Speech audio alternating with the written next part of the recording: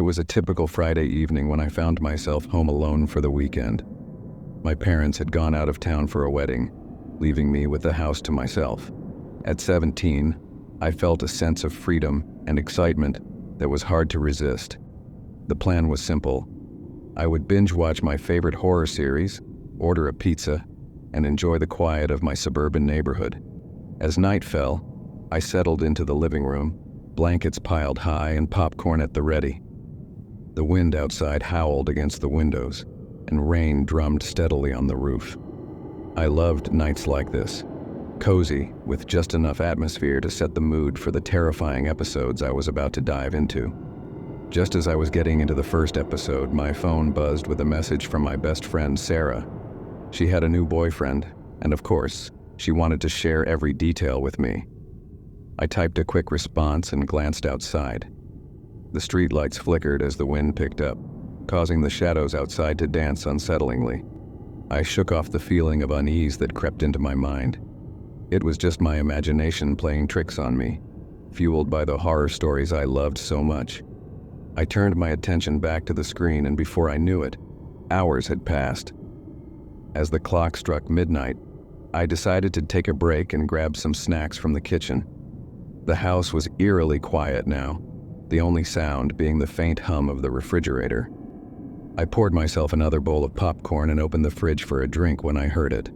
A soft creak coming from upstairs. My heart raced. I paused, listening intently. The noise came again, a slow, deliberate creak that echoed through the house. I told myself it was probably just the house settling, but a part of me felt like there was something more sinister lurking in the shadows. I brushed off my fear and returned to the living room, determined to finish the episode. Just as I sat down, my phone buzzed again. It was a notification from my security app, motion detected at the back door. My heart dropped as I opened the app. The live feed showed the darkened backyard, and for a moment I saw something move. I squinted, my pulse racing. It was just a shadow, but the feeling of dread tightened around my chest. I quickly dismissed the alert, chalking it up to the wind or an animal. The night dragged on, and the unease lingered like a thick fog. I tried to focus on the show, but the creeping sense of dread was hard to shake. I paused the episode and grabbed my phone, texting Sarah, "Hey, just wanted to check in, how's everything?" I needed some distraction.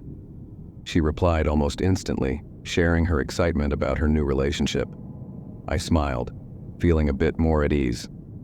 But as I sat there, staring at my phone, I heard it again, the sound of footsteps from upstairs. This time I couldn't ignore it.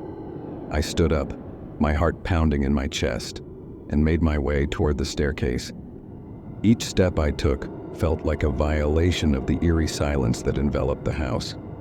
I hesitated at the bottom of the stairs, straining to hear. There it was again, a soft thud as if something heavy had fallen. I took a deep breath, telling myself that my parents had probably left something on. With hesitant steps, I began to ascend the stairs, each creak of the wood echoing in the stillness. Reaching the top of the stairs, I was greeted by the familiar sight of the hallway lined with my family's photos. The dim light cast long shadows, making the hallway appear even longer than it was. I felt a chill run down my spine as I glanced toward my parents' bedroom, the door slightly ajar. "Hello?" I called out, my voice trembling. No response. I took a tentative step forward, glancing into the bedroom. The bed was made, and the room was empty. Just as I was about to turn back, I caught a glimpse of movement at the end of the hallway. The bathroom door was slightly ajar. I felt a knot form in my stomach. "Mom? Dad?" I called again, hoping for some reassurance. Silence hung heavy in the air. I approached the bathroom door, my heart racing. I gently pushed it open, peeking inside. The bathroom was dark and empty, the only sound being the dripping faucet. I sighed in relief, but the feeling of being watched lingered. Just as I was about to head back downstairs, my phone buzzed again. I glanced at the screen, expecting another text from Sarah, but instead, it was an unknown number. My instinct told me to ignore it, but curiosity got the better of me. "Hello?" I answered, my voice shaking slightly. There was a moment of silence, Then a low, distorted voice came through the line. "You shouldn't be alone. I'm watching you."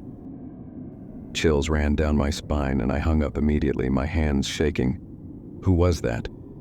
My heart raced as I looked around the dimly lit hallway, the feeling of dread settling back in. I needed to call my parents. I dialed their number, but the line was busy. Panic set in as I tried again, but still no connection. My mind raced as I thought about the motion alert from earlier. What if someone was really out there? I took a deep breath, trying to steady myself. I couldn't let fear take over. I needed to figure out what was happening. I quietly crept down the stairs, the darkness around me seeming to close in. As I reached the living room, I heard a faint rustling noise coming from the back door. My heart sank. I approached the door, careful to stay out of sight of the window. I peered through the glass and my stomach dropped. There was a figure standing outside, shrouded in darkness, just beyond the light of the porch. "Who's there?" I shouted, my voice trembling. The figure didn't respond. Instead, it shifted slightly and I could see a glint of something shiny in its hand. I fumbled for my phone, intending to call 911, but my hands were shaking so badly I could barely unlock the screen. Before I could make the call, the figure stepped closer to the porch light. I gasped, my heart racing as I recognized the face. It was my neighbor, Mr. Jenkins. But something was very wrong. His eyes were wide, wild with fear, and he looked disheveled. "Help! Let me in!" he shouted, his voice panicked. I hesitated, torn between fear and concern. "What's going on, Mr. Jenkins?" I called through the door. "There's someone in my house," he exclaimed, glancing over his shoulder as if expecting to see someone creeping up behind him. "They've been watching me. You have to let me in." The urgency in his voice broke through my fear, and I quickly unlocked the door, flinging it open. "Get inside," I urged, stepping back to let him in. He rushed past me, his eyes darting around the room. "You can't be alone, we need to call the police," he said, breathing heavily. I shut the door and locked it, my mind racing. "What do you mean someone is in your house?" I asked, my voice trembling. "I don't know how to explain it," he stammered, pacing the room. "I saw someone outside my window, and when I went to check, I found things moved around. I think they're in my house." As Mr. Jenkins spoke, I felt a wave of dread wash over me. What if whoever was watching him was watching us now? I grabbed my phone and dialed 911, but the line was still busy. "Do you have a weapon?" I asked, my voice barely above a whisper. "Just a baseball bat," he replied, rummaging through my parents' closet where I had kept some old sporting equipment. "It's better than nothing." I grabbed the bat and handed it to him, trying to keep my fear in check. "We need to find a way to defend ourselves," I said, looking around the living room. "We should stay away from the windows." Suddenly, a loud crash echoed from the back of the house. We both jumped, eyes wide with terror. "Did you hear that?" I whispered. "Yeah, it came from the kitchen," Mr. Jenkins said, his voice trembling. "We should check it out." Taking a deep breath, we moved quietly toward the kitchen, the darkness swallowing us as we crept forward. With every step, the atmosphere grew heavier, the sense of dread building to an almost unbearable level. I glanced at Mr. Jenkins, who was gripping the bat tightly, his knuckles white. As we entered the kitchen, the sight before us sent chills down my spine. The back door, which I had locked moments earlier, was now wide open, swaying slightly in the wind. "No!" I gasped, stepping forward. "How could this happen?" Mr. Jenkins pushed me back gently. "Stay behind me," he urged, moving cautiously toward the door. I felt a surge of fear as he peered outside. The darkness enveloped everything, the shadows blending into an ominous void. "It's clear," he said, but his voice was shaky. "We need to secure the house." Together we closed the door, locking it tight. "What do we do now?" I asked, my heart racing.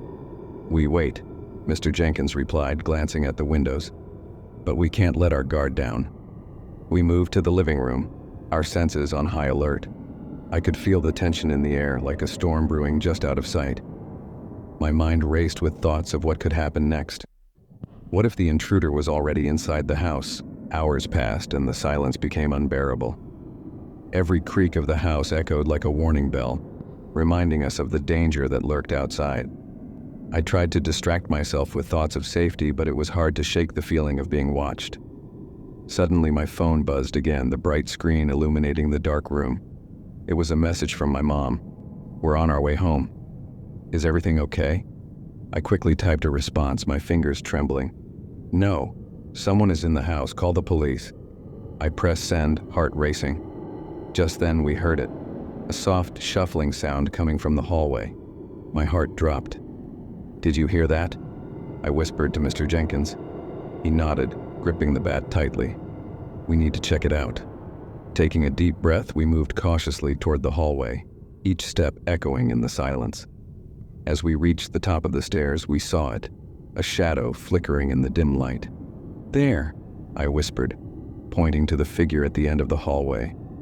As the figure turned, my heart raced. It was a stranger, eyes glinting in the darkness, a sinister smile spreading across their face. "You shouldn't have let me in," they hissed, stepping forward.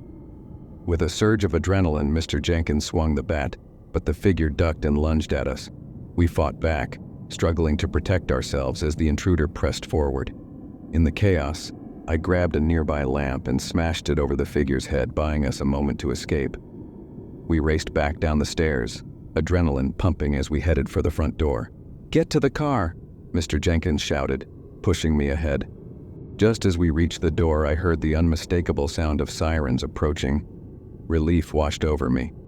"They're here," I yelled, throwing the door open. We dashed outside, the cold air hitting us like a wave. As the police arrived, I turned to look back at the house, my heart pounding with fear and relief. The figure was nowhere to be seen, but the feeling of dread still lingered.